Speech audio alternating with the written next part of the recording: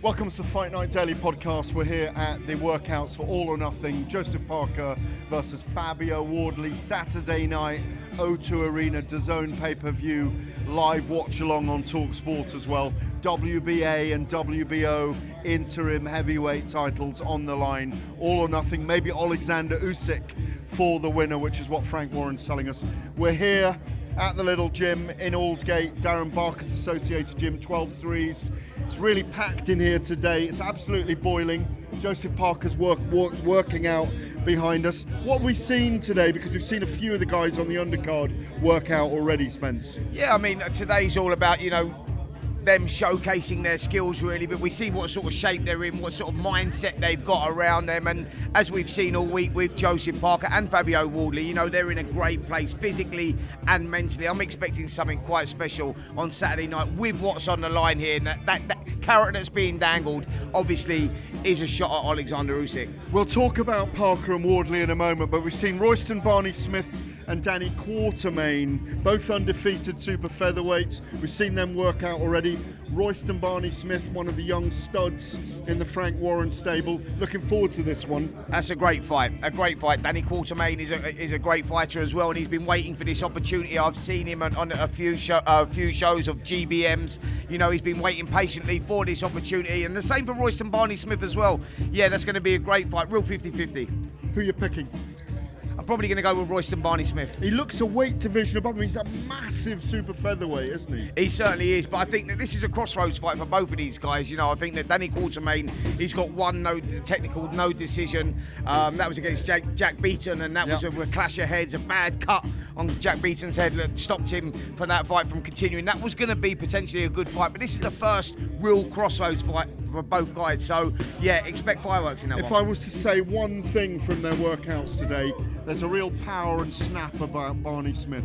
Yeah, absolutely. He puts his shots together so well, and he's been waiting for this opportunity. He gets a chance here to collect one of his titles and move on to bigger and better things. There's been high praise from Royston Barney-Smith, coming through the amateurs, and I remember watching him as an amateur as well.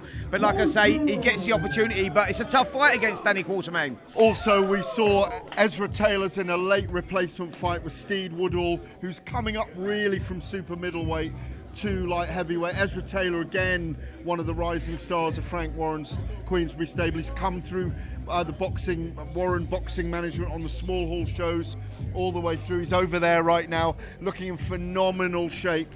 8 knockouts, I think, from his 12 victories. Is that correct? Yes, it is. I really like the look of him. He'll be looking to make a statement. Obviously, Lewis Edmondson pulling out on Monday with a hip injury. But it's a big moment for Ezra every time he steps into the ring at the moment. Absolutely, and I think the fight with Louis Edmondson was building. It's been brewing now for some time. I know it's a fight that they both wanted, so disappointment they don't get that. But good replacement in Steed Woodall. But I think that you have to go with Ezra Taylor in that one. He is the guy coming through in a stacked light heavyweight division right now. And the last fight we discussed on the undercard, perhaps, between Jürgen Uldadai, an Albanian fighter who trains under Don Charles, who's here, who may join us shortly. IBO cruiserweight title on the line. Even though it's the lesser IBO title, I say lesser, it's the 5th of the belts really, in BO, BA, BF and BC.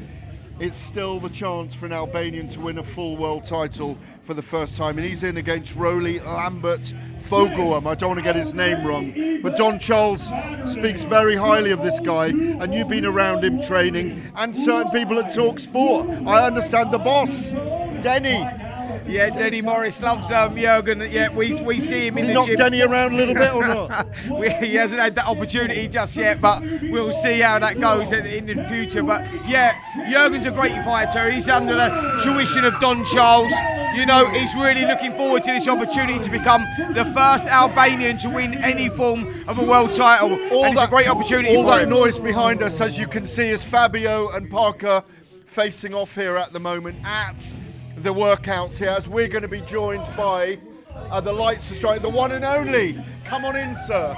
Malik Scott, how are you? I'm good, brother. How you doing? Great to see you. Obviously, you're here with Ezra. The professional, yes. Tell us about this guy, because we are so excited about him coming through? Well, he's one of the hardest working men in the business, young men in the business. He sacrificed, he worked hard. As you all can see, he has character. He has marketability. He doesn't complain. I haven't heard one rebuttal from him since I've been training. This been the most uncomfortable training camp he ever been in his life. He still didn't give me no rebuttal. He's been boxing every light heavyweight in Southern California, even some heavyweights. I did everything I could, as well as Holly, my other coaches on the staff, to break him. Ezra don't break. You guys are going to see a real professional performance come Saturday night, and I'm looking forward to it. I'm really excited to see all his hard work and sacrifice pay off. Like, I'm just as excited as he is, because I've seen the sacrifice. I've seen how hard he worked, and I want him to get what he deserves. Yeah, Malik, you know, Ezra Taylor is an avoided light heavyweight out there right now, one of those guys that are coming through, but the division is absolutely stacked, especially here in Britain. So it's a great chance for Ezra Taylor. You need other dance partners, as you will well know, absolutely, you know, in the division to sort of get people talking. And Ezra Taylor is in that position, and Saturday night is that platform and could be the springboard for bigger and better things. Yeah, and the good thing about what you just said is the most important person in this whole scenario understands that better than me, better than you, and that's Ezra. Yeah. Ezra understands how important this fight is, how important just not a victory. This is pressure, but young fighters coming up, it's not about if you win. It's the big H. It's how you do it. Yeah. He has a tough opponent in front of him Saturday night. He's a late replacement, yeah, but he's just as tough as Louis Edmondson would have been to me. I'm not concerned on if Louis Edmondson really was injured. That's none of my business. But we do have some business to handle with this guy on Saturday. Sneed, when I look at the other fights, he's energetic, he's fighting for his family, and his goal is to get in a better position. And his goal is to throw a monkey wrench into everything me and Ezra and the rest of the team have going on. And it's our job as professionals to not allow that to happen. That's what Ezra's going to do. One of the great things about boxers coming through is if they've got equalising power, it can take them to world and elite level. Now, the light heavyweight division, I'm going to throw it forwards. The light heavyweight division, Callum Smith, Joshua Boatsi, Anthony Yard, David Benavidez, Better be Evan Bivol. There are some amazing fights if you can get him to fight 16, 17, 18 in his career. Will it take that long to get there, another couple of years or not? Training camp and maturity will tell it all. Like, you know, I wish I could have a direct answer on it, but I know the route we're going now and the workouts that I see Ezra doing and the levels that I see him boxing at, what I really believe he can do, I don't even want to say, because I see the vision, and it would make it sound pretty boastful what I'm saying. I'm going to interrupt you. He's standing here. Let's get him in over here with Spencer. Come on over the other side. He's standing here listening, and we're talking about him. How are you? Let's get him in. Get him in here. So Ezra, we heard You Malik. heard what Coach was saying there. And I just want to pick up on that, what Malik Scott was saying there about that emotional pressure that a fighter has to go through. And you know what? The champions, the stars, they deal with that pressure. They feed off that pressure, and it elevates them to another level. You know, we're talking about fights for you in the near future. Gareth just reeled off some names there. Yeah. I'm thinking like your Dan Aziz, Joshua Boatsi. I think that them sort of guys they've got to have targets on their back. You could be looking at those in the next 6 to 12 months. Every single one of them, man, I can't lie, they got a target on them. And the only reason why they have a target on them, because you're stepping in the way of what I want to do. You're stepping in the way of my greatness, you know? And at any one point, I can fight any of these guys, you know? At some point, before, it was a bit far away. Right now, it's not far-fetched. We're really here. You know, on Saturday, I'll show why I talk the way I talk. I'm going to separate myself from all these light heavyweights that you just mentioned, and then I'm onwards and upwards. And I'm bringing. Sorry, you go ahead. I was going to say, let's talk about that pressure that I just mentioned there. You know, that a fighter has to deal with when they're coming through. You know, with high expectations, that pressure on your shoulders.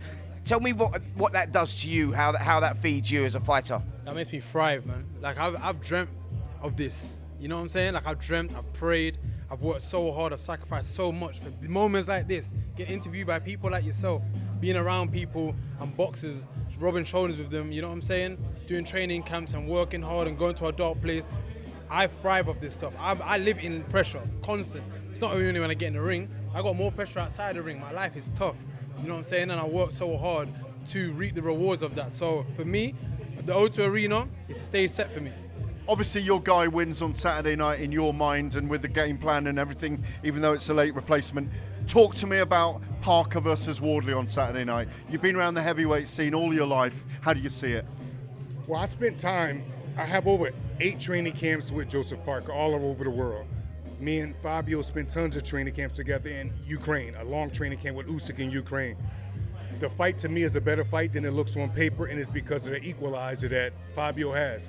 But then when you think about the equalizer, you say, well, has Joseph Parker ever dealt with an equalizer? Yeah, he fought 3 equalizers back to back, back to back. It just look at it, it just comes across like Fabio's going to give it his all. He has the power to turn things around. But if I was a betting man, the math says you have to go with Parker because I go off experience, and if I'm going off of data, like if I go off of data, he's fighting a knockout artist, another knockout artist. What has he done to other knockout artists? Like, you know, so it's just black and white with me. I would pick Parker, and I wouldn't be surprised if they was exchanging and it happened first half of the fight. And we got to finish with how are you going to finish your opponent on Saturday night? Like a professional, man. That's exactly what I'm going to do. I can't tell you what round, I can't tell you what hand, I can't tell you what shot. I'm going to tell you like a professional. I'm going to execute what we've been working on for so long, so tirelessly, and we're going to get the job done like a professional. Ezra Taylor, Malik Scott, The Omen, Gareth Davies. We'll see you tomorrow.